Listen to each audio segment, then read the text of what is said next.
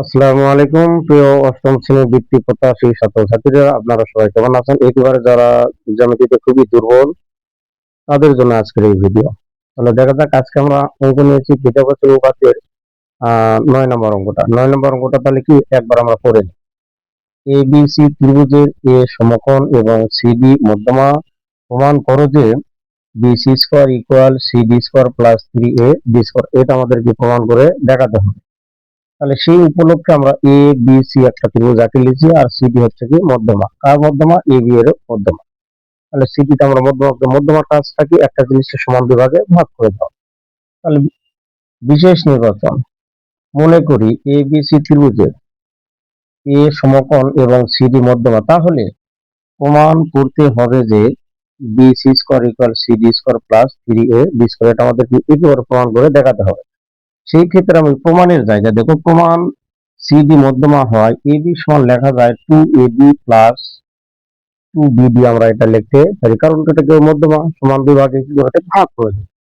এখানে আমাদের করণীয় হচ্ছে, দেখো এ বি সি একটা ত্রিভুজ আর একটা এ সি ডি একটা ত্রিভুজ। এই ত্রিভুজে যদি আমরা জাস্ট দুইটা উপপাদ্য, যদি পিথাগোরাস উপপাদ্য যদি প্রয়োগ করে ফেলি, তাহলে আমাদের অঙ্কটা কি হয়ে যাবে ইনশাআল্লাহ। তাহলে দেখা যাক, আমরা প্রয়োগ করি। আগে সর্বপ্রথম এ বি সি ত্রিভুজের আমরা পিথাগোরাসের সূত্রটা প্রয়োগ করব। তাহলে লিখবো এ বি সি এ। পিথাগোরাসের সূত্র প্রয়োগ করলে আমাদের হবে কি, বি সি স্কোয়ার ইকুয়াল আমরা লিখতে পারি এ সি স্কোয়ার প্লাস আমরা লিখতে পারি এ বি স্কোয়ার। এটাকে আমি 1 নম্বর সমীকরণ দিলাম। তারপর আর একটা আমরা নিব, এখানে আসলাম এ সি ডি এই ত্রিভুজে।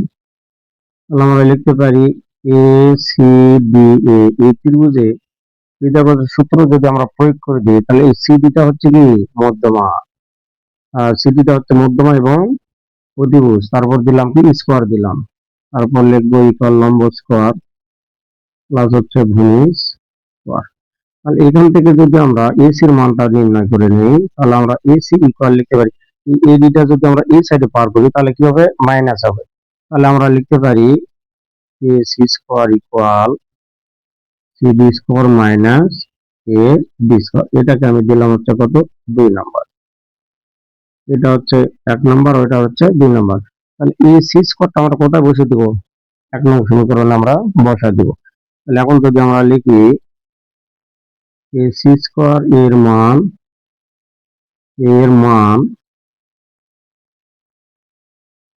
1 নং বসায়, আমরা যদি বসাই দিই তাহলে আমাদের কি হবে, তাহলে আমরা লিখতে পারি কি বি সি স্কোয়ার ইকুয়াল এসির পরিবর্তে লিখবো হলো কি সি ডি স্কোয়ার মাইনাস হচ্ছে কি এ ডি স্কোয়ার প্লাস হবে কি এ বির উপর স্কোয়ার। এখন আমরা লিখতে পারি তাহলে C D square minus A D square.